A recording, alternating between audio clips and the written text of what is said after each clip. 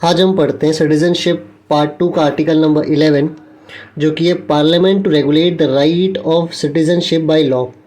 इसके पहले कि हम आगे इसे रीड करें, हम पहले थोड़ा सा समझ लेते हैं। देखो, कॉन्स्टिट्यूशन को बनाया था कॉन्स्टिट्यूएंट असेंबली ने, ठीक है। तो कॉन्स्टिट्यूशन को किसने लिखा है? कॉन्स्टिट्यूशन को लिखा है कॉन्स्टिट्यूएंट असेंबली। कॉन्स्टिट्यूएंट असेंबली क्या होती है? ऐसी इंस्टीट्यूट थी जिसमें काफ़ी सारे मेंबर्स थे, अभी के लिए इतना मान लो। और उन्होंने क्या लिखा? वो सारे मेंबर्स ने मिलकर कॉन्स्टिट्यूशन को लिखा है।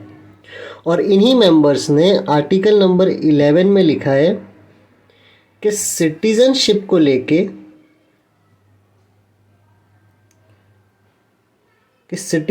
लेके कोई भी जो कानून बनेगा, कोई भी जो लॉ बनेगा, वो लॉ कौन बना सकता है? वो लॉ बना सकता है पार्लियामेंट। तो आर्टिकल 11 में क्या बोला गया है कि सिटीजनशिप को लेके कोई भी अगर लॉ बनाना है तो वो लॉ कौन बना सकता है? वो लॉ बना सकता है पार्लियामेंट। साथ साथ में एक और बात ये बोला कि जो भी आर्टिकल 5, 6, 7, 8, 9, 10 जो हम पढ़ चुके हैं, इन सारे आर्टिकल्स में जो भी बात लिखी हुई है वो पार्लियामेंट के पावर को लिमिट नहीं करती। पार्लियामेंट जो चाहे, जैसा चाहे वैसा वो लॉ बना सकती है सिटीजनशिप को लेके। अच्छा, सिटीजनशिप को लेके कैसा लॉ बनेगा? देखो, कौन कौन सिटीजनशिप रह सकता है, किसका सिटीजनशिप छीनना है, ये सारे जो लॉ है ये कौन बनाएगा? पार्लियामेंट। तो अभी एक बार इसे रीड करके देखते हैं। देखो, लिखा है parliament to regulate the right of citizenship by law. तो सिटीजनशिप, कौन कौन सिटीजन रहेगा, कौन कौन नहीं रहेगा, ये सब कौन बनाने, किसके पास अधिकार है? ये पार्लियामेंट के पास।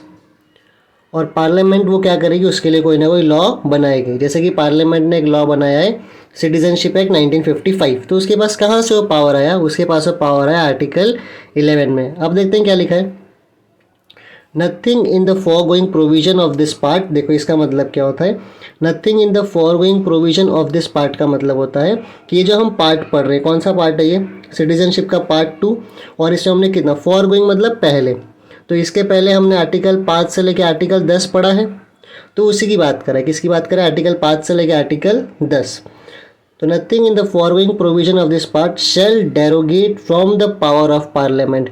शैल derogate from the power of parliament मतलब ये जो भी आर्टिकल हम पढ़ चुके हैं पहले, ये पार्लियामेंट के पावर को लिमिट नहीं करती है।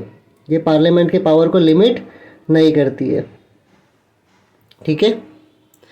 टू मेक, किस चीज़ के लिए लिमिट नहीं करती? To make any provision with respect to acquisition and termination. Acquisition का मतलब नागरिकता, सिटीजनशिप मिलना, और टर्मिनेशन का मतलब सिटीजनशिप खत्म होना, and other matters relating to citizenship.